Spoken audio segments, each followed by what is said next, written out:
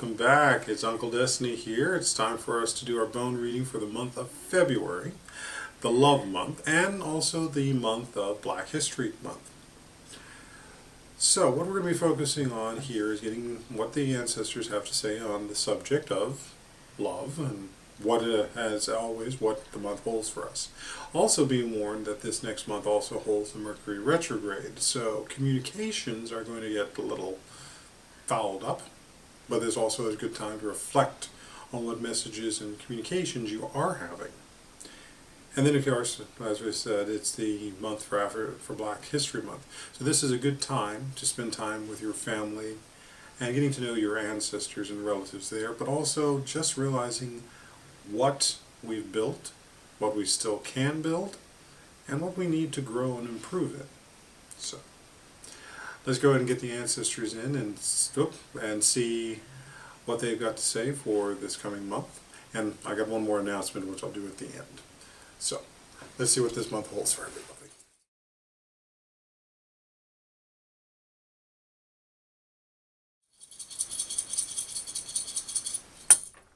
Alright, so anything that falls off the reading surface is not part of the reading. So, what this month holds for everyone, and including the subject of love. So the three main bones, which are usually work, home, and family, are a little bit more scattered here. We have the bones that are related to work and family crossed. Here, the bone related to home is over on this area, here separate. Now if you recall from last month, one of the instructions was to figure out what where your home is, be it physical, mental, and spiritual. So I'm going to start there with the home bone. In this case it is under one of the rib bones, and it's sort of being cradled by that. And it's cradled by the support. So in that time that you've spent focusing on the question I asked you last month about figuring out where your home is, you've now found by now should have more support in that aspect. Now that is only one of the three aspects of a home, being physical, mental, and spiritual. From where this bone is seated, I'm right now going to say that most of the effort has been around more the emotional home, which is good, which is important. It's part of our sustaining element. But we also now need to spend some time building the support systems around the spiritual home as well as the physical home. So that may mean a little more beautification around the home. Consider buying some new fabrics to use on your sofa or hanging on the wall, or maybe just a few touch-up paints around some of the pictures, not the pictures, the windows, to add a little color to the home. As for the spiritual home, this goes back to one of our earlier recordings, which was and the question was, what type of home are you making for spirit? Are you making one where spirit is coming in, wanting to stay, wanting to fill with joy, bring it to a higher level? So we need to work on that. We need to work on what is your home representing to spirit, because it wants to be there, and you want to have the positive spirits there versus the more negative ones, which are the ones that are going to be feeding on strife, conflict, anger, hatred, and sadness, because they destroy a home. Now, going back over here to the whole family and work situation, we have them crossed. And they are going to be coming to a bit of a crossroads, which means that certain members of your family are going to either be helping your work or trying to pull you away from work. Likewise, work is going to be either trying to pull you away from home or push you more towards home. Finding out which of that balance is going to be key, because you can go in any one of the four directions. But know that if you do take any of those directions, you will take whatever consequence comes with it. Now, with the way the bones are setting, there are two primary areas where there's a lot more support. The one here that has the greatest quantity of it, plus what is connected with the piece of copper, which has the connective qualities, is more around the idea of what are you doing to strengthen your home. So, spending that time around family, spending that time around building the relationships and sustaining the relationships, not just with your spouse, but with your siblings, with your children, with your aunts and uncles. So there is a whole structure there that needs some time, needs some maintenance, that needs some TLC. And by going into that, it provides support for what's coming in the rest of the year. Because you need to be able to lean on them both physically, mentally, and spiritually.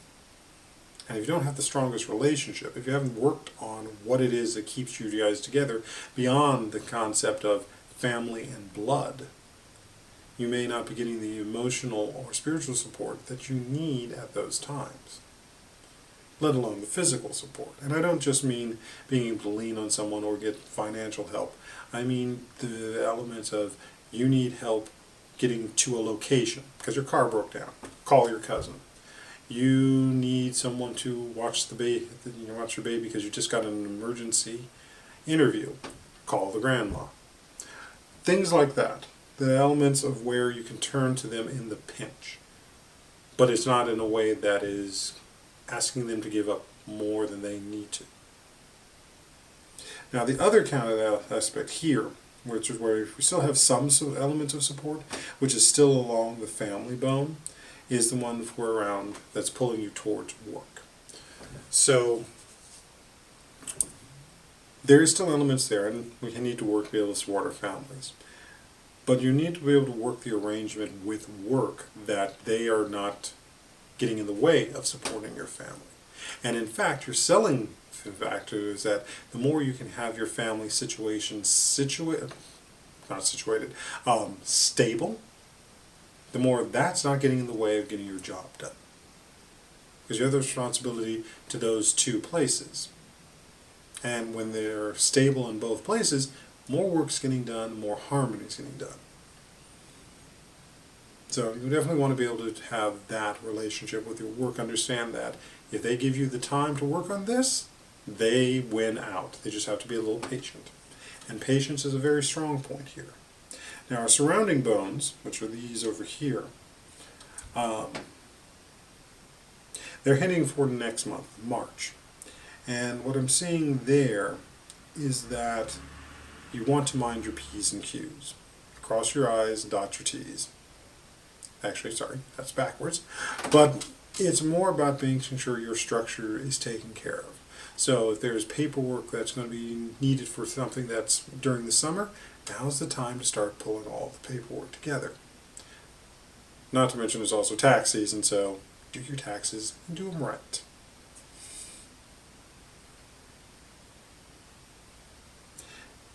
The last bit I'm going to leave you with is the fact that we have this bone here next to the copper. And it's all, especially with the fact that it will be springtime soon.